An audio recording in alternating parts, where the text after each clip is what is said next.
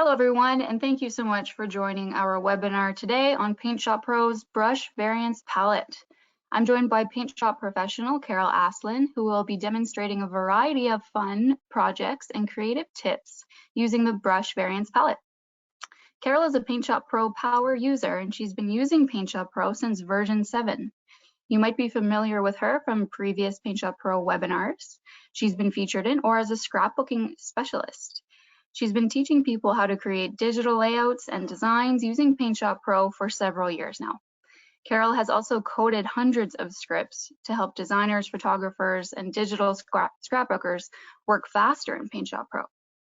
Before I hand it over to Carole, I just wanted to mention this webinar will be recorded, and a link to watch the recording will be included in a follow-up email sent to you tomorrow. Additionally, and as a special thank you for your attendance today, I'd like to offer you a 35% discount off the purchase or upgrade of PaintShop Pro 2020 for a limited time only, and that is till the end of the month. You'll receive the coupon code to redeem this amazing discount in the follow-up email tomorrow as well. So keep an eye out for that. And that takes care of all the housekeeping items for me. I'll pass it over to Carole now. Thank you, Carly.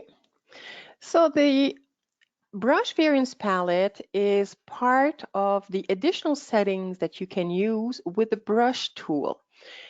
And although the brush tool is very commonly used, the Brush Variance Palette is not.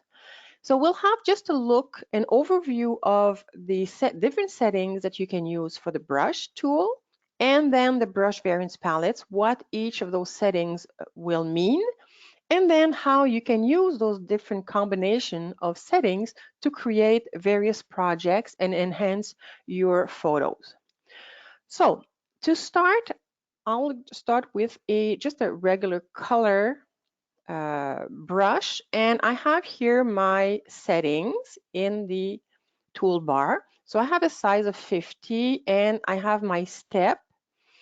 And if you look at the difference between a step of 100, which will make those little dots touch each other, if I increase the step to 200, they will have some space in between. If I go less, if I go, let's say, close to 100, but not necessarily, I will see the dots. They will make individual dots, but they kind of overlap. And if I go to 1, I will have something that will look like a continuous stroke. And this sometimes, if you want to paint, you might find that it's lagging, and in that case it could be because you're using a large brush and a step of 1. So if you're using a small brush like 50, a 1%, because that works in percent, step will be fine. But if you were to use 500 pixels size, then you don't necessarily need to have 1%. You can go to 10% and it won't lag as much. So this is how you will work with these. You also have the thickness, and by reducing the thickness, you can see how that circle now is more like an ellipse. So I'll have this result, and I can also rotate this shape and get something else. This can be interesting at this point if you want to do some calligraphy, for example. So you can use the square tip, very thin, like maybe 5, go at 45-degree angle. I'll make it a little bit bigger so you can see. And the step, I'll leave it at 100%. Then I can delete this part. And I can do some calligraphy. So this is kind of an interesting base in using those various settings. But now comes with that magic palette, which is the Brush Variance Palette. And you can get it through View, Palette, and brush variance, or use F11 on your keyboard.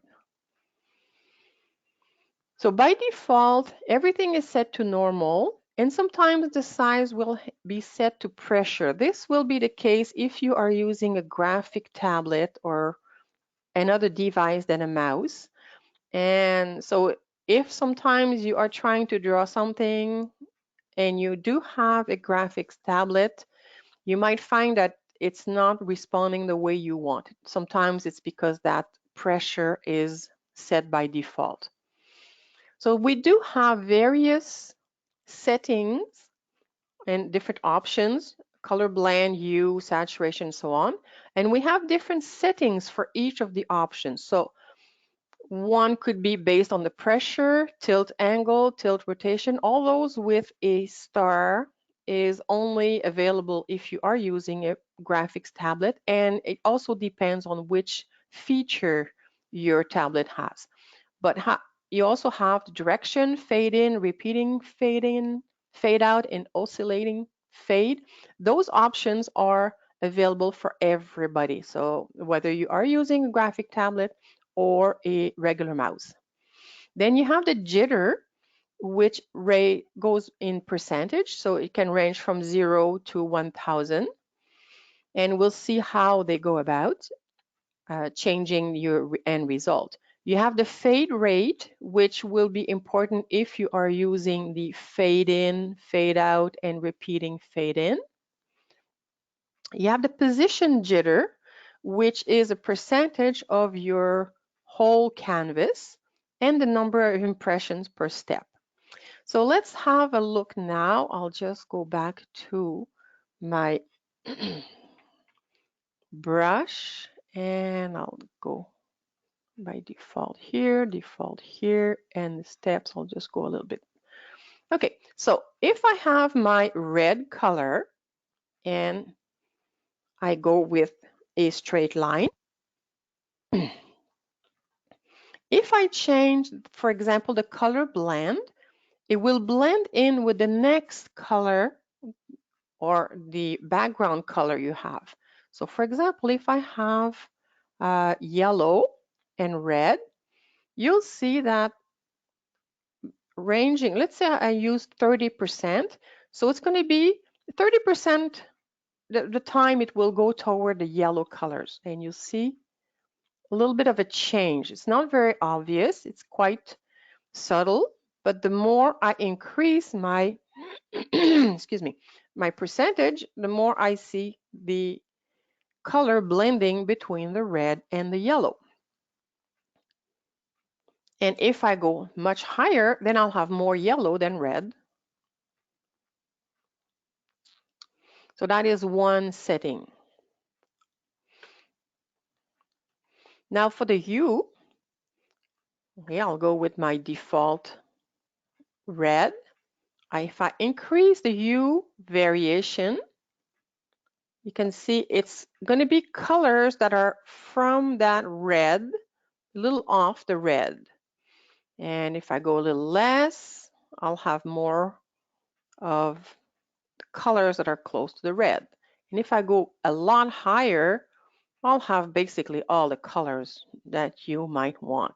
So if you want to have something that's completely multicolored and is not does not tend to revolve around a specific color, you can use this setting and you have all the colors of the rainbow.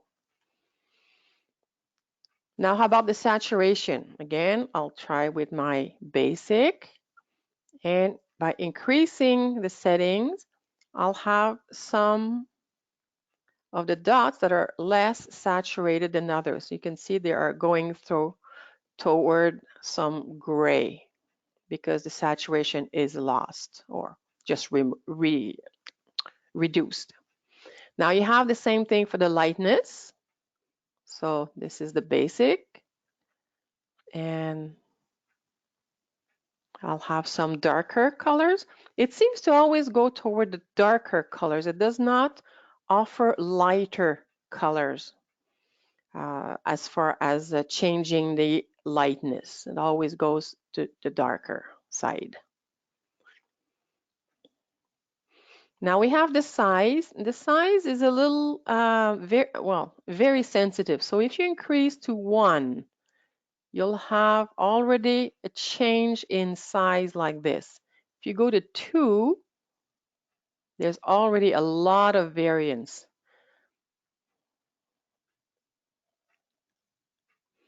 So it will depend on what kind of project you want, but if you have, for example, your brush tip that is the size of a teardrop, and you can have all kinds of water droplets of different size.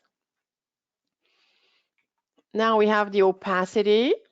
So we compare this with a bit like they're less opaque. On the white background, it will look more like pink, of course. And you can see here that some are pretty transparent, so you don't see anything. You have the thickness. So the thickness will be the same thing as when I changed here the thickness size. So if I increase here, you can see that I'll have some round, but some that are elliptic, like squished a bit. You can see. This kind of looks like actually coins that are turning around, and we can actually use this for a very fun project. So the rotation, well, the rotation won't be very visible on a round tip, but if I use the square, excuse me, and I increase the rotation, I like to have it around 100, so it's all over the place. You can see how it's rotated all over. If you were to use just a little bit, you'll see that it will just, might not be as obvious in this case, but if you were to reduce, for example, the thickness, you can see how they are still pretty much all mostly vertical, while if you go higher, they will be all over the place. Now you have the density, and the density is the same as the setting in the regular toolbar for the brush, where, let's go back to the regular here. And if I increase the jitter for the density, you can see how they are a little less dense. And you have more like, you can see the pixels a little bit more through.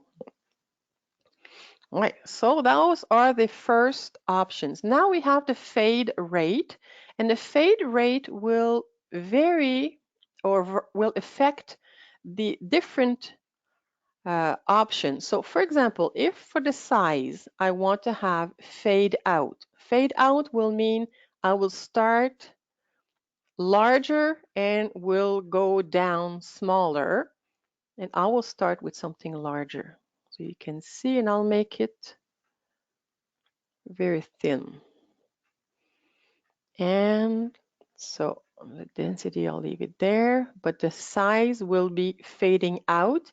100 means 100 pixels. So in this case, you won't see much. Okay, you see how it's really going down. And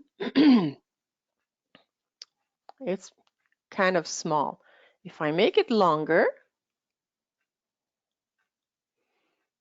you can see it might be lagging a little bit. So that brush is fading out. You can make it as a shape also, a curve.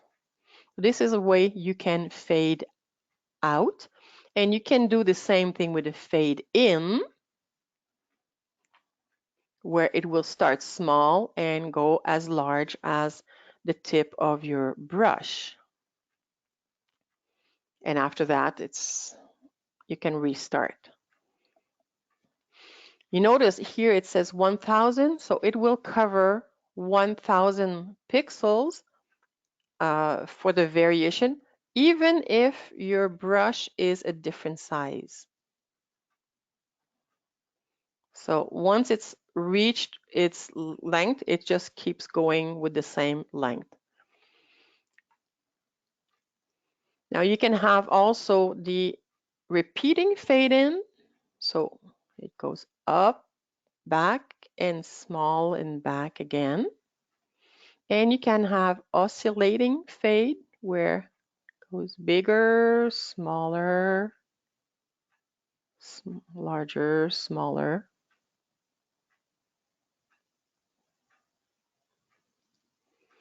So that is again a setting that you can use, which could be really fun depending on the project.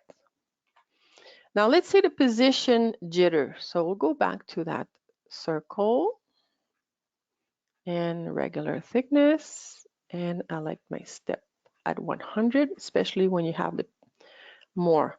Okay, so position jitter. So if I click in the center and the position jitter is set to 0, well, it doesn't jitter anywhere. But if I increase this, let's say I go to 50%, this means that my impression of the brush can be anywhere within 50% of the size of my image. So if I click in the center, you can see it went over there. I click another time, it's a little closer, another time. So I can click multiple times and get, some will be in the center, but some will be a little off.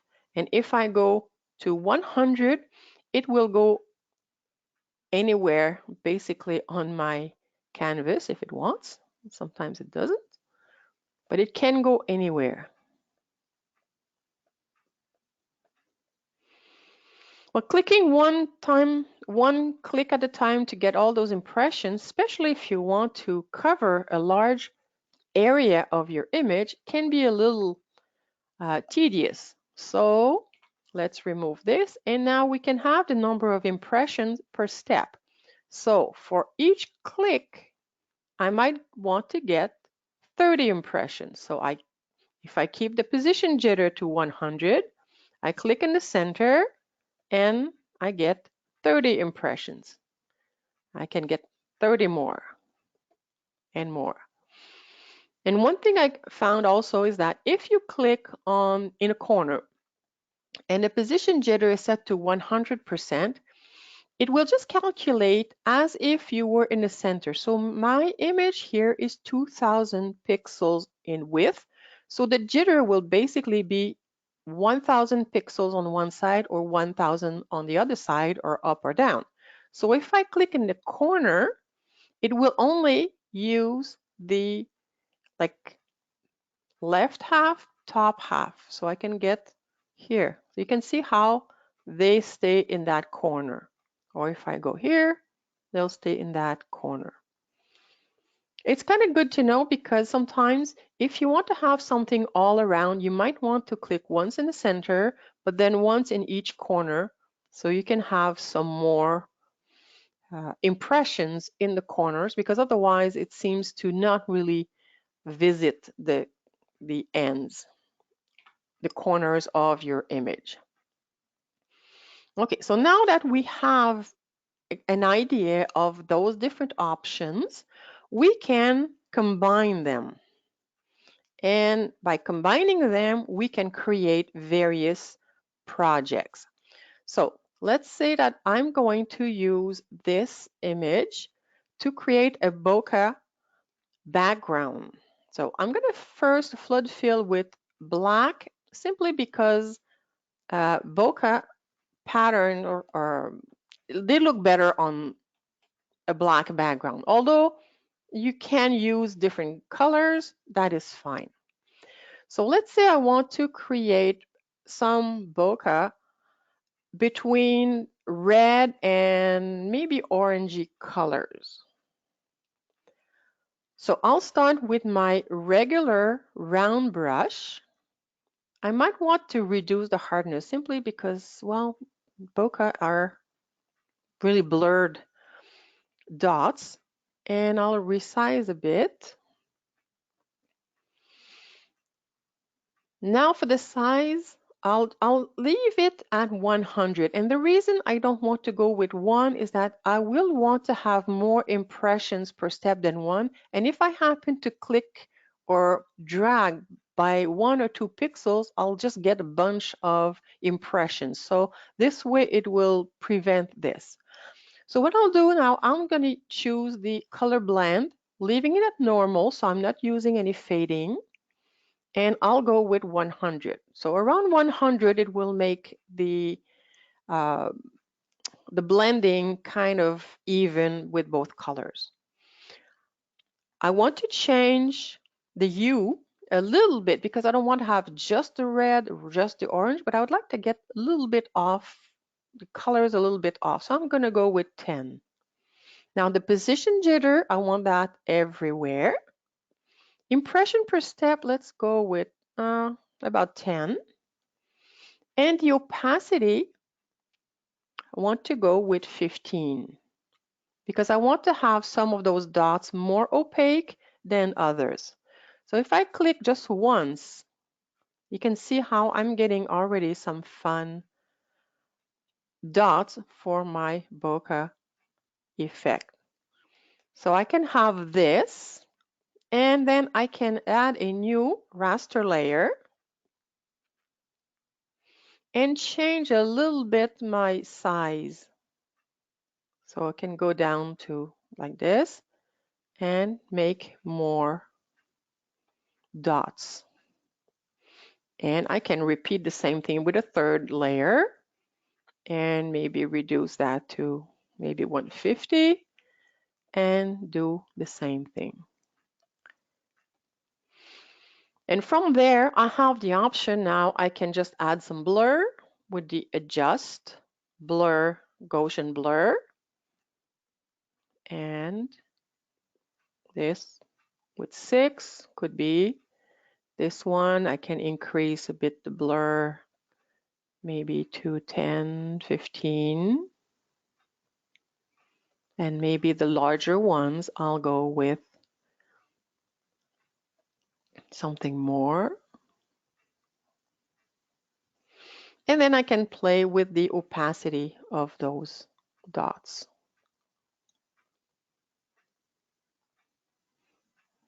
And you can get something like this, which is very easy. You can change the color of the background if you don't want black. And you can use the same technique on a regular photo. So for example, you can use, where is this? This photo, very ordinary, where I already extracted the subject. So what I can do is use a color, a green color from here. I'll pick a darker green, add a new layer, flood fill. I can reduce the opacity so I can keep that background color, and I can use different greens and yellows. Between green and yellow, maybe a darker green.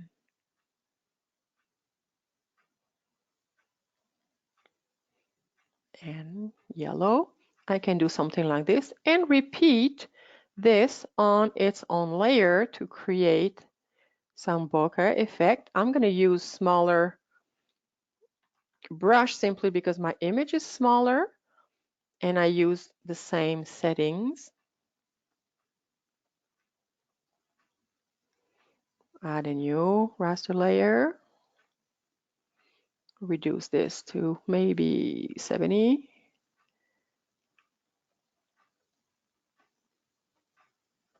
And you can have more and or less depending on what you want, and I can adjust with some blur.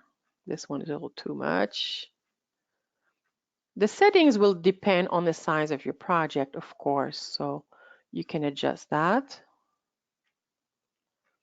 and reduce the opacity. And you can have something interesting like this. And if you want to have just a solid background, that is fine too. If you want to remove it, it's kind of not really good because you want to have some blur. And if your image in the background is too sharp, that won't work.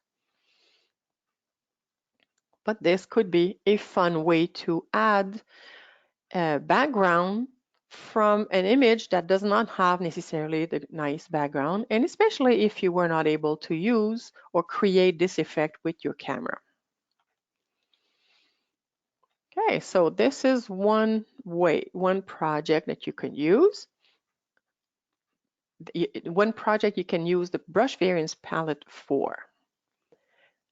Now, let's make something else. Let's see how we can add glitters. Well, glitters are usually a bunch of little impressions, definitely not as big as for the bokeh effect. So I'm going to use here size of 10, only 10. It's really tiny, tiny. And I'm going to use the square brush. The reason I prefer the square brush is because I can have some rotation and it will really look like a bunch of little square glitters all around. If it's round, we don't see that effect as much. So let's have yellow and maybe orange for colors. And I can make glitters with the two colors, but this time I'm going to use more something that is more monochrome. So I'm going to use 5 as far as the hue. So I'm going to start probably with the orange. The rotation, not the opacity, the rotation, I want to get my little glitters all over the place. The position jitter, I want to have about 20. And the reason is because I just want to have those glitters close enough to where I place them so I can actually draw with them. And the impression per step, I'm going to go with 2, but I have to reduce my step to 1. So let's go like this. This is going to be 0. And you can see how I have those little glitters. They are kind of orangey with some variation on that orange. If I was to increase the hue a lot, well, the orange would kind of be lost. It might be something you'd like, but if you want to have something that is more orangey, you can use it this way. One other little trick is that if you're using the regular left button, you'll use the foreground color. But if you are using the right button, you'll use the background color with the same settings. So you can see how I have the variations on the yellow. So if you want to create glitters, you might want to have some, not too dense, and you will add a tiny bit of a drop shadow just to give them a little bit of an effect. You can see how those little squares will have some shadows. I don't need necessarily the shadows on the new layer. And then I can have a new raster layer and I can place more glitters on the same area and also add a drop shadow. Again, you can see what it looks like. So once you can look closer, you can see how those little glitters could be fun. And depending on the color you want, you can, after that, right click and merge the two. You don't want to merge everything. And then you can also use another setting. You can use, for example, the levels. If you want to increase the brightness, and you can just adjust your colors a little bit like that.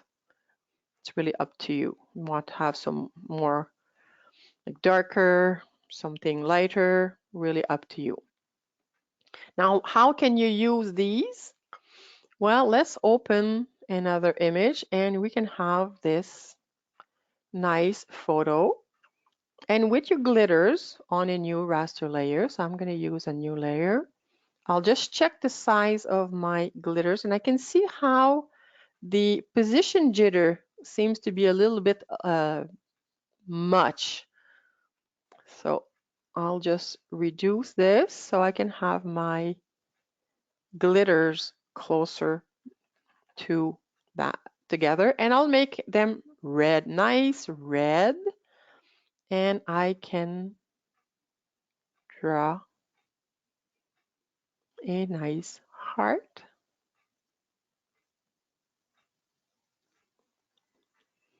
to frame my picture.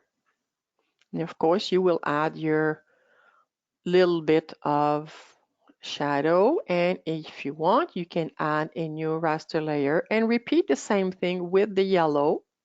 Maybe even reduce the position jitter, and you follow the same path.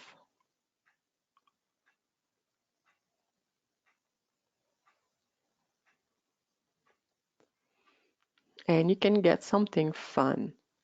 It's very simple to add those little glitters. You can add them on as a frame, as a shape, or we could even decide that we want to add some glitters. Let's say we want to add the glitters on her dress. So we can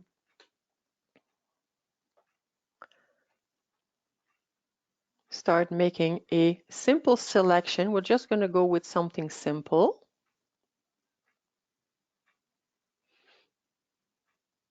I'll just go point to point. Of course, if you are working on such a project, you will want to be a bit more detailed and careful. But if we want to have this, I can have its own layer. But since I do have a selection, my little glitters will go only on the actual dress, if that's what I selected. I can increase here. Let's make it.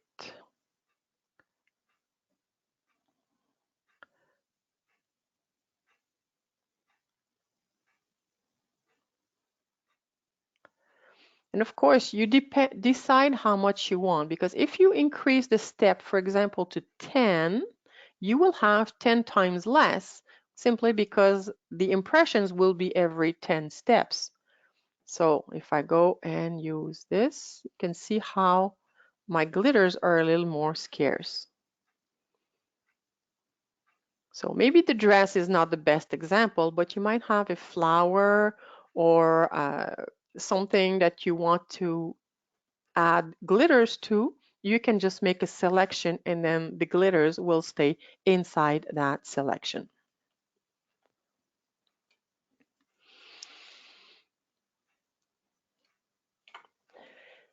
We have been using now the square and the round, and we can imagine that we have larger pieces than the little glitters. So let's say that we are using 50, or even, I'll go even larger with 100, and I'll make pink. Let's say I want to make confettis. So again, I can choose this time I'm just going to reset everything, change the pressure to normal. I can change the lightness a bit. And color blends, again, I could, but let's say I just keep something a little bit, tiny bit of variation for the color. I would like some rotation if I have a shape, but again, with my circle, it won't make much difference.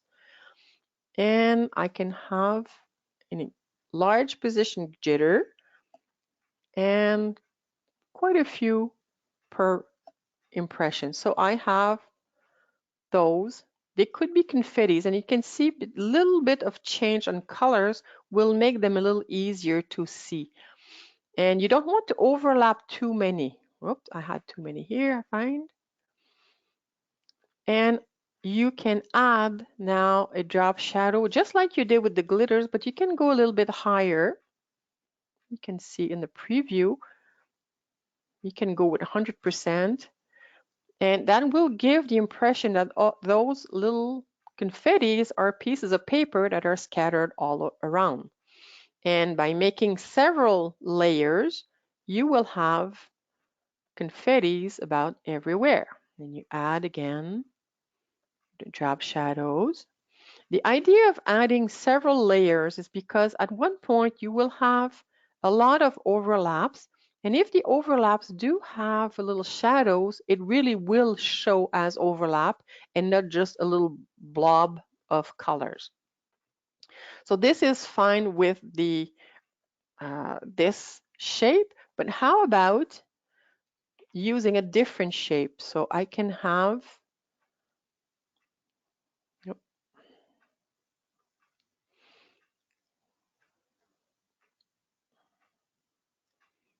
a heart. So if I have a heart, let's go with 150 and making them red. I'm going to keep just a slight hue variation, lightness, okay? But now I want to have some rotation. And I have these confettis. I add my shadow. You can see how it will add some 3D effects. I add a new raster layer, put more hearts.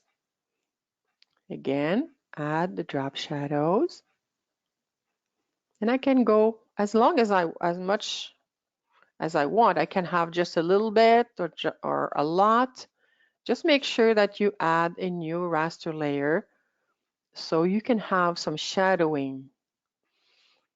And I'm sure you can already imagine what you can do with these. So if you are to use a photo,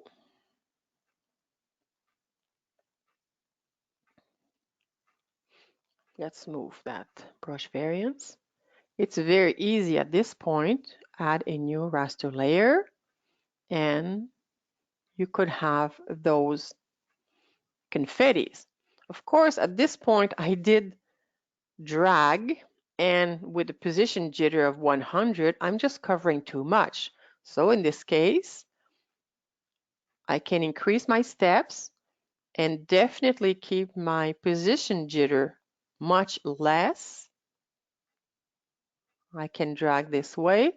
If I find it is still too dense, I can reduce the number of impression per step and have something more subtle, a little bit. At this point, I will add a drop shadow. And if I want, I can repeat the same thing with a slightly, with a larger size. I can reduce again the number of steps. So I don't want to have too many. Let's move it out. And I can, oops, sorry, it didn't. Was 150. No, that's the same size. It's the 200 I wanted. They can have a little bit larger, or I could go with, oh, I forgot another layer. If I don't add a new raster layer, I will not be able to add my shadows. So let's go with 250. So it's going to show more. Okay, move it out of the way. And I just have fewer hearts that I can scatter around, add my drop shadows. And if I want, I can just rearrange my layers and have the larger hearts behind the smaller ones. And I do have another fun frame using all the options of this Brush Variance Palette.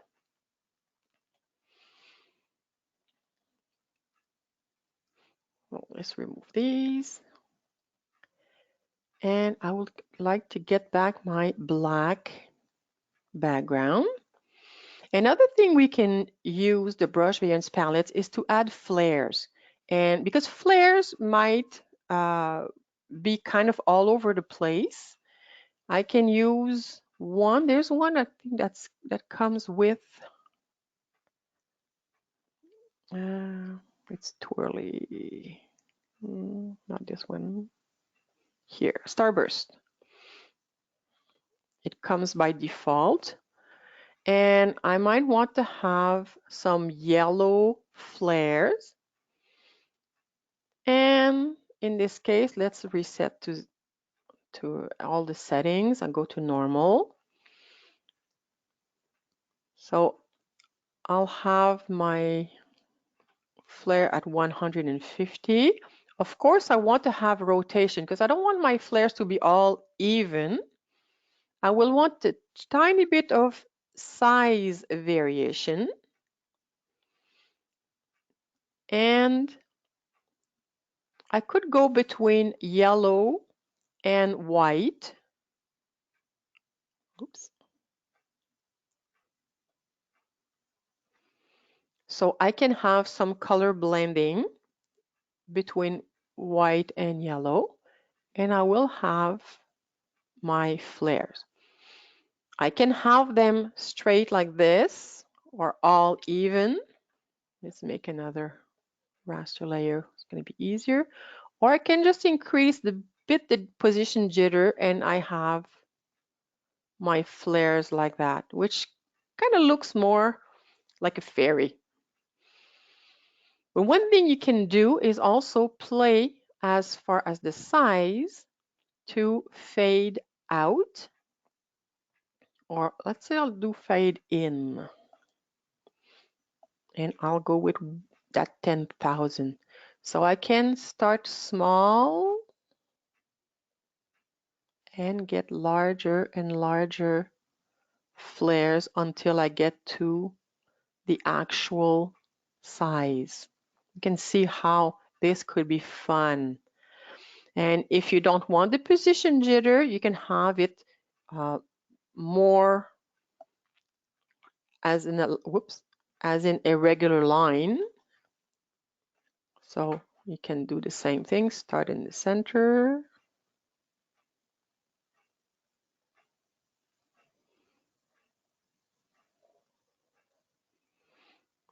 But I think that with a little bit of position jitter, it will look much better.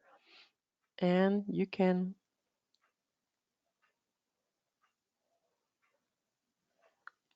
create some really fun backgrounds like this.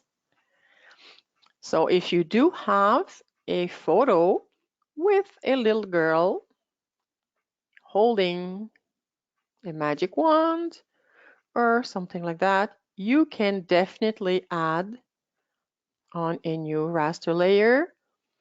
You can add that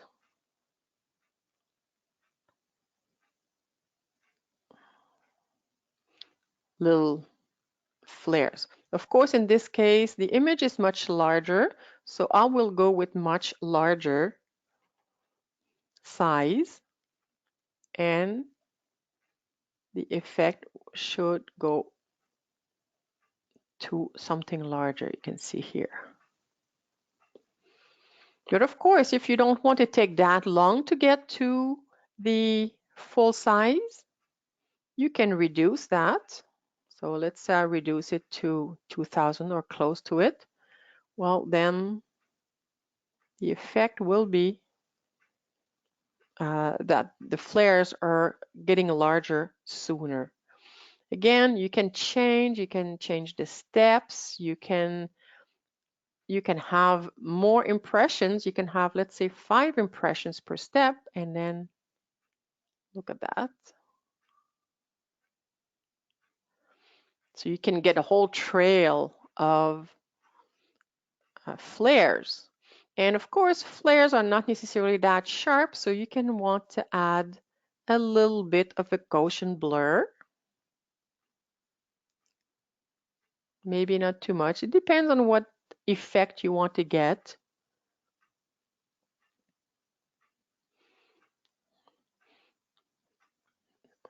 And you can add something like this. And again, you have changed the blending was between that yellow and white. If you wanted different colors, that's really up to you also. You can do the same thing with any color.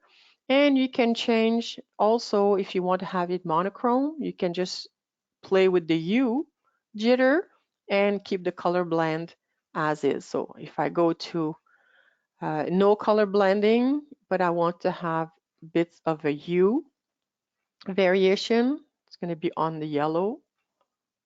So it's going to be all yellows and colors that are close to yellow. And you can see the result is very different. And you can play around, and this seems to be really great as it matches the background.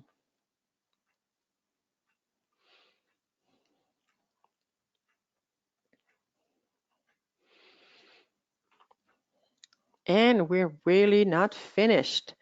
Something else that we can play, and you saw, let's reset all that, is the thickness. And the thickness, by changing it, first of all, it will only apply. Notice how it is not clickable in this case, and the variation either. The thickness would only apply to the regular round and square. So if I use the round and I increase the thickness, jitter, I'll go to 100. And maybe I'll get some variation on the hue.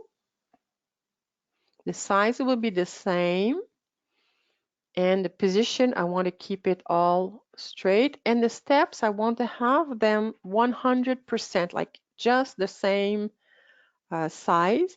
I can go from the top and go down. You can see it looks like little circles that are turning around. But one thing that is fun, and you probably know that trick, is that you can click on top, and I'm using the guide to know if I'm aligned, and holding the shift key, my line will be straight. So I can go here,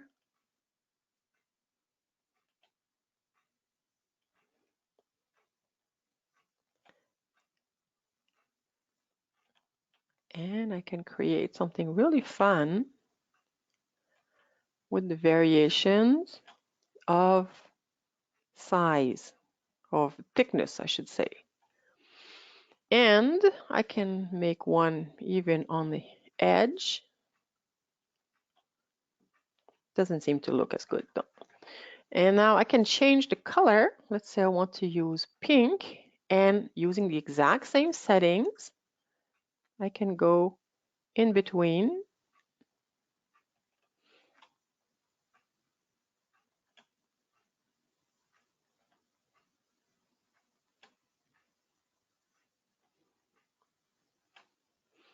I can get something like that. One thing I can find also is that these, let's say that they're making a look of a curtain.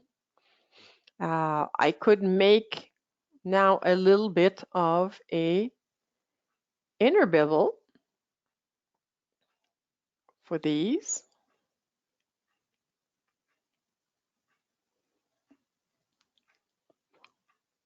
I should have unchecked the proofing.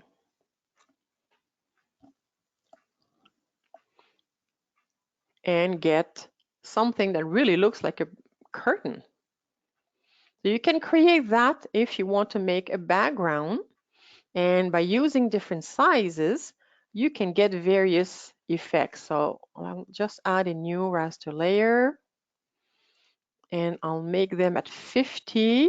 Try to make them a little faster. So if I go like this, they're not very varied. So I'm gonna go, maybe I will use some blending.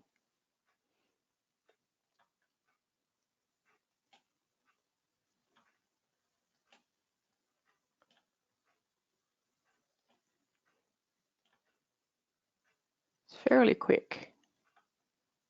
You just hold the shift key at the bottom.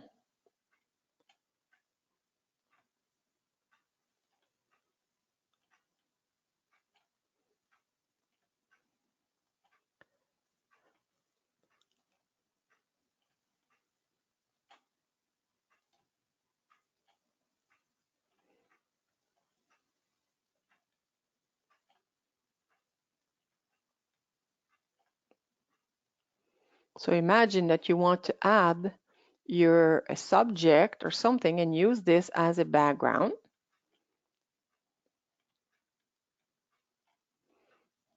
You can either add a little bevel. I won't do it because again, it will just take a while, or you can add your subject. And in this case, they are a little bit large, so I'm going to size them.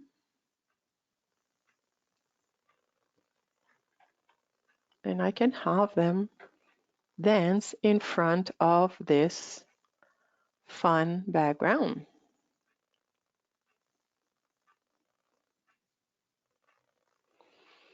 And you can play again with all kinds of issues. You can adjust the opacity and so on. You can add bevel, you can add some noise, etc. So this is really another fun way that you can create a background. You can choose the colors, and with the brush variants options, you can really create all kinds of effects.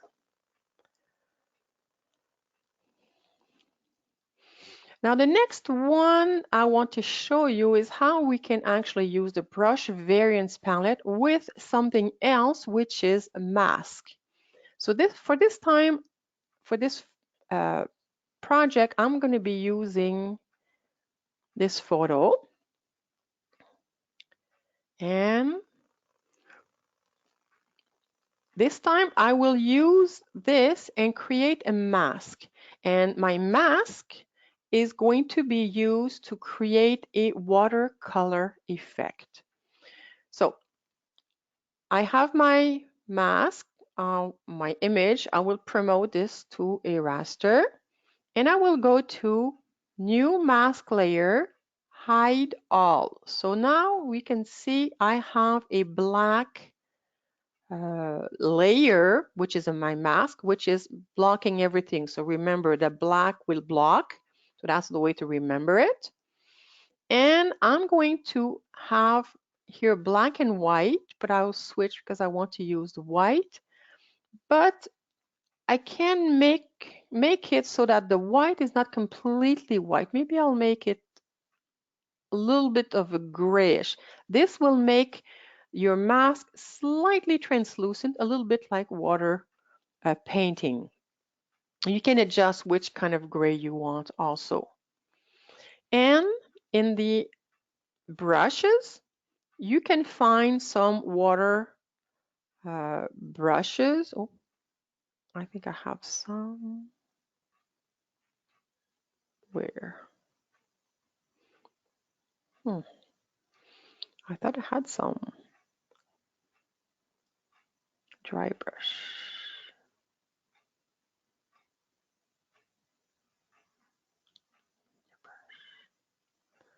If I go here. Oh, I'm sure I had some. Well, okay. We can use whatever you have. Here I have water marble. I think it comes kind of with the paint shop. I'm not sure, but otherwise it's very easy to find some water color. And I'm gonna make it large. Let's see what happens now. I am on that mask layer and I'm gonna stamp in white. Let's try it for one. You can see how the color is starting to show a little bit. Okay, so this one will probably need a lot of impressions. You want to have some position jitter and definitely some rotation because you don't want your brush imprint to be exactly the same. And you can increase a bit the size. And now, as you can stamp, you can see how now the color will kind of appear as you go from nothing to something. And you can see in the mask layer that your mask is becoming more and more visible. And you can add that white or not, that's kind of an off-white, wherever you want, and you get your photo to appear. And the edges are soft.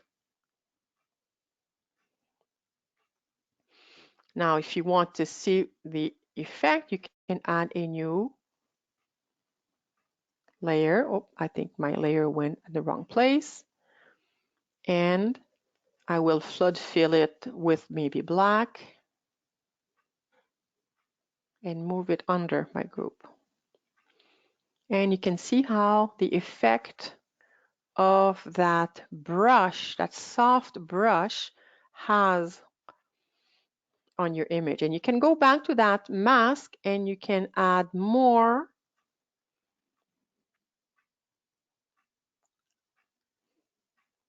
And if you have more brush tips, I'm not sure, I'm going to try this one. And of course, larger, well, maybe not that large. And I have to reset my my options and rotation.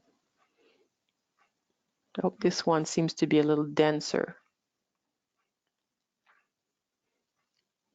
But it can give you an idea of how you can play around with those brushes, and those brushes can also be used in a mask with really great effects.